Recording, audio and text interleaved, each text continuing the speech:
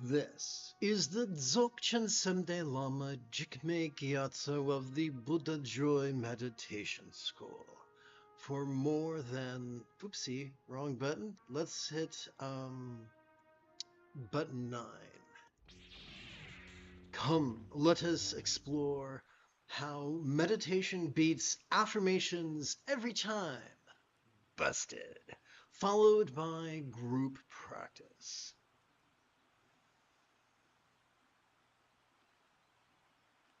Effective mindfulness and meditation come not from active affirmation, belief, or visualization.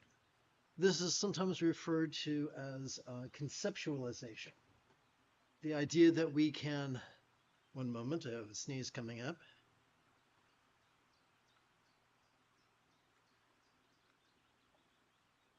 It's a shy sneeze. It'll come out when I least expect it. Anywho, we cannot believe our way, or will our way, or talk our way, or visualize our way into the mastery of mindfulness and meditation. Why? Why can't we do that? Because mindfulness and meditation, true mindfulness and meditation, is not a contrivance. Our autonomic nervous system is already wired to notice vulnerably, passively, viscerally, randomly, and fleeting during each inhalation. And it is already wired to physically relax and mentally release during each exhalation. So we don't have to force it. All we got to do is remember not to compete against it, not to fight against it.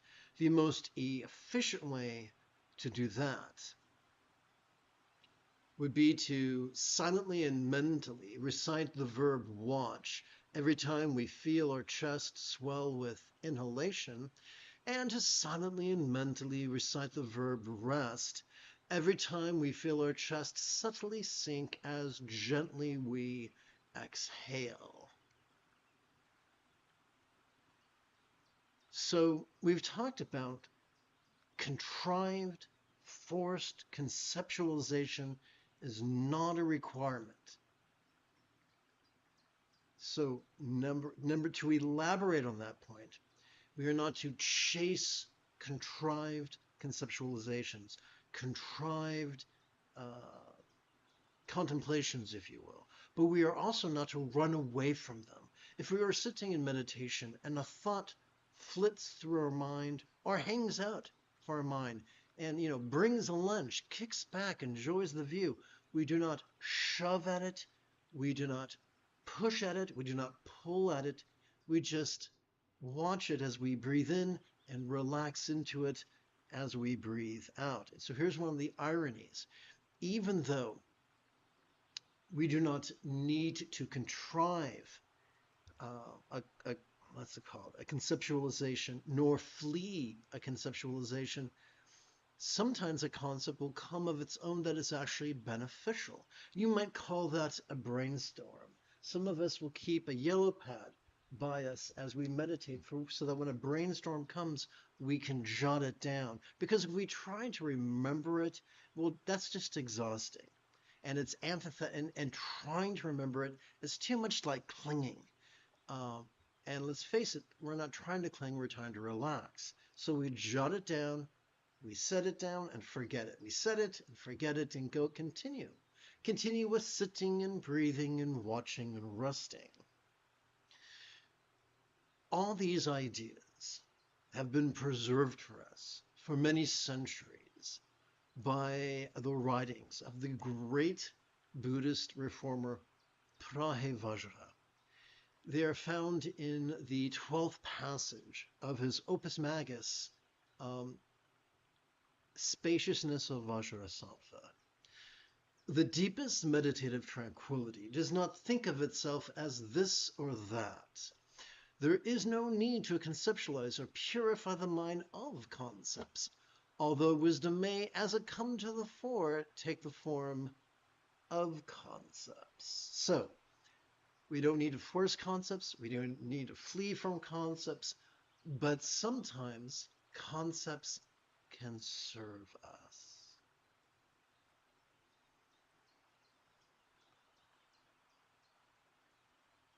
You have taken your first step into a much larger world. If you feel that I have earned it, you could give this live stream a thumbs up. You could even help support this channel. 4. Meditate Like a Jedi is made possible thanks to the generosity of viewers, just like you.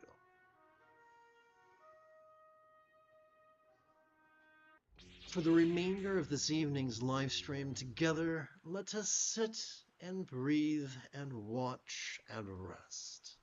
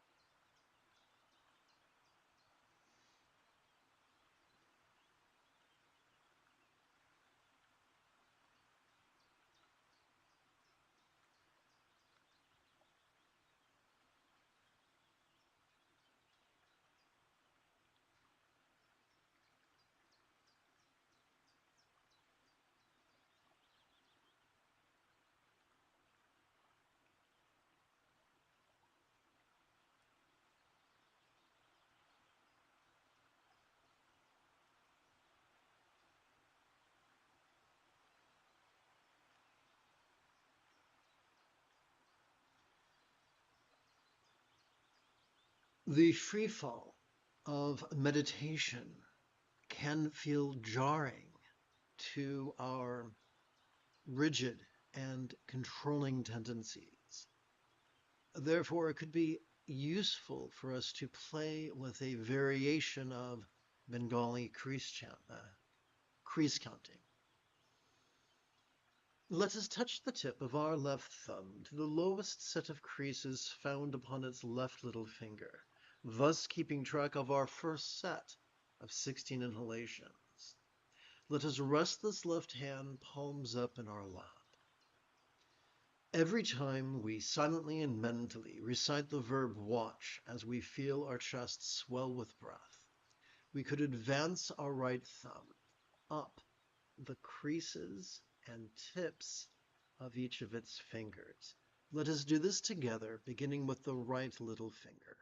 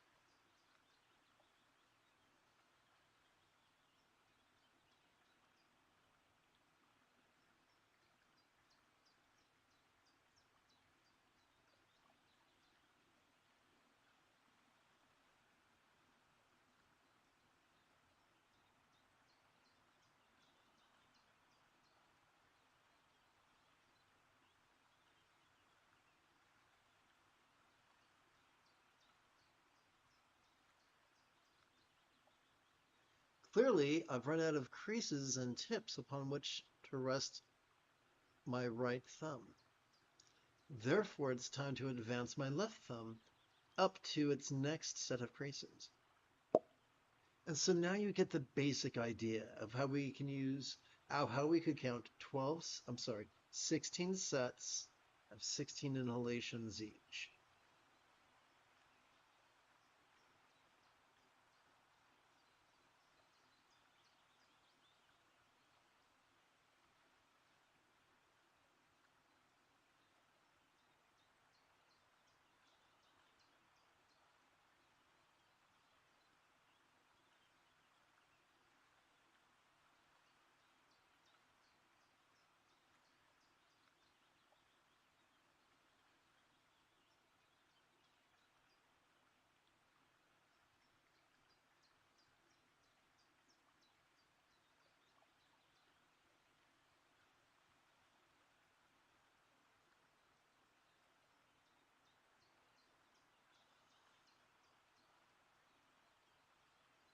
One of the great ironies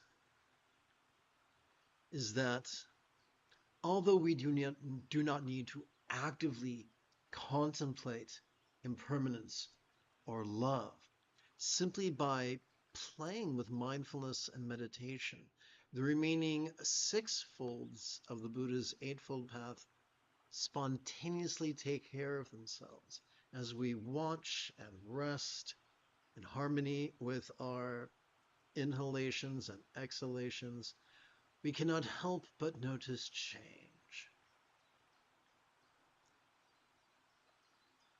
The more time we spent sitting and breathing and watching and resting, more we cannot help but experience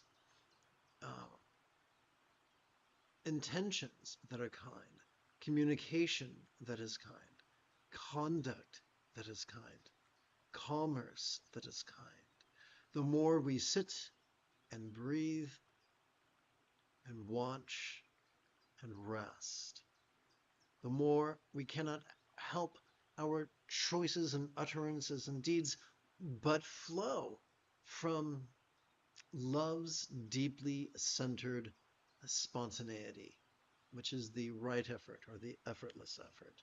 And so one of the most delicious ironies is that simply by passively, vulnerably, viscerally, randomly, and fleetingly watching and resting in harmony with our breathing, we cannot help but master the entirety of the Buddha's Eightfold Path, the essence of enlightenment.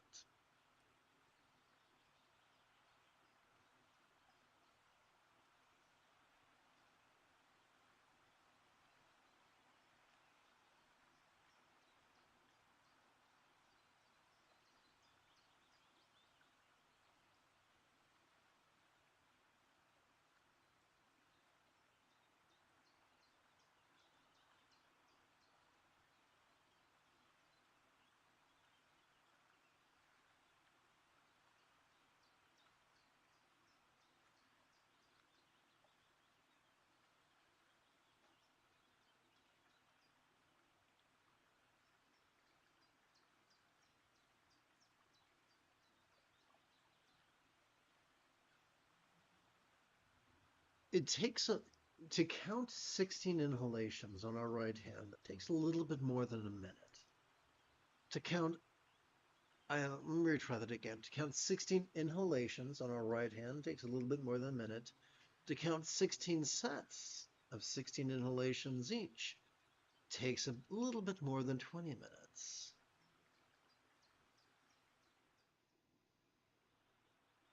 When beginning to gather our first collection of 20 minutes, we could rest the lowest knuckle of our right middle finger upon the tip of our left middle finger, palms up in our lap. When first beginning to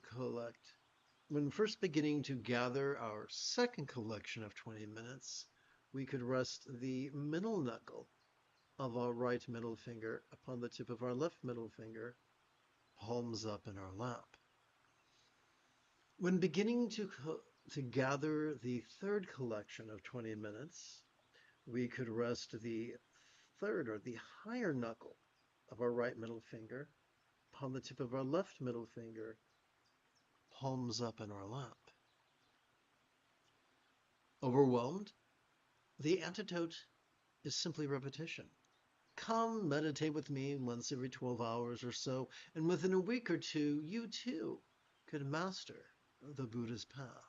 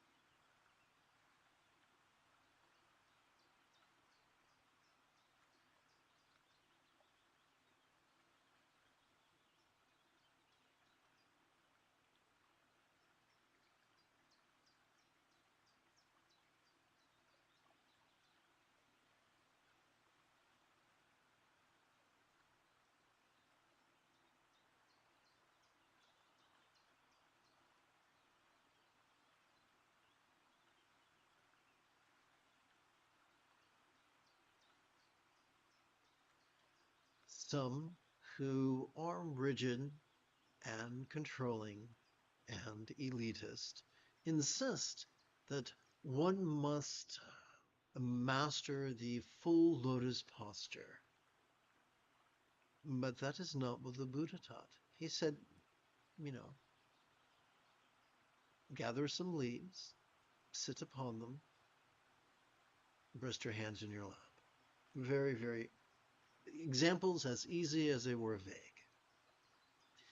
The most ancient Buddhist statuary depicts the Buddha's shins not crossed like a pretzel, but stacked like the pieces of bread in a sandwich. Or like an Oreo cookie, if you will. There are some who describe this as a quarter lotus position. The key to the quarter lotus position is to remember that the knees are only hinge joints. It is the hips that are ball joints, not to force anything. The most important thing is to find a position that is sustainable for you. We want to protect our joints. We don't want to cultivate arthritis.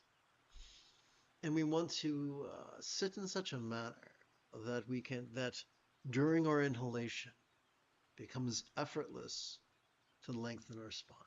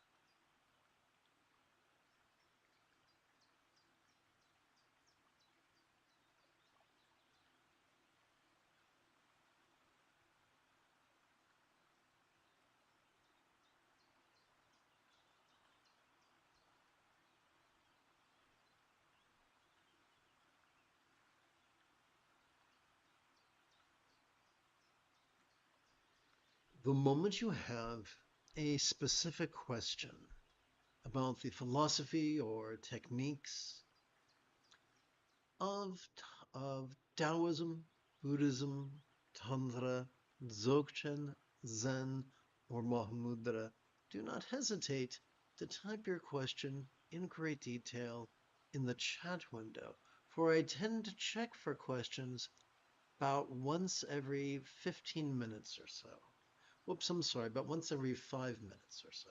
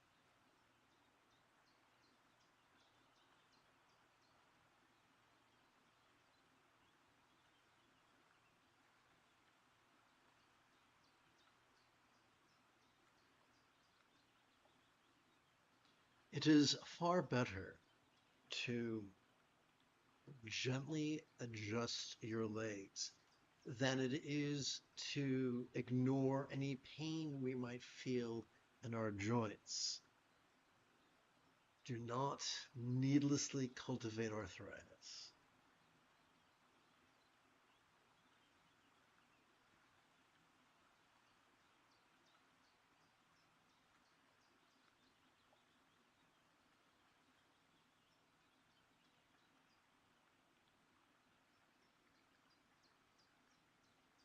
Well, what's going on here?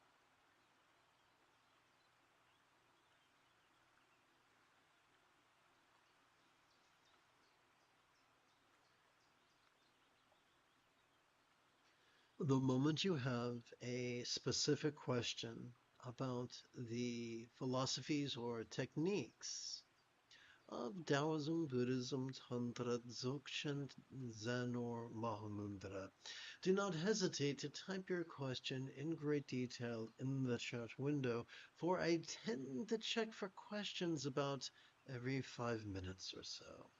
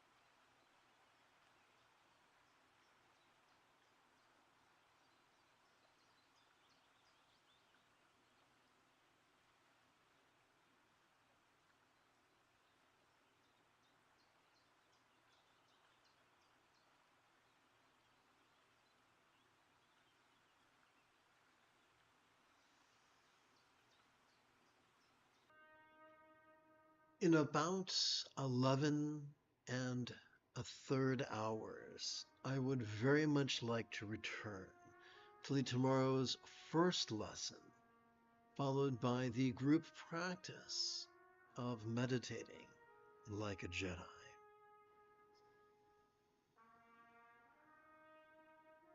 And if you are as geeky as me, may the Force be with you always.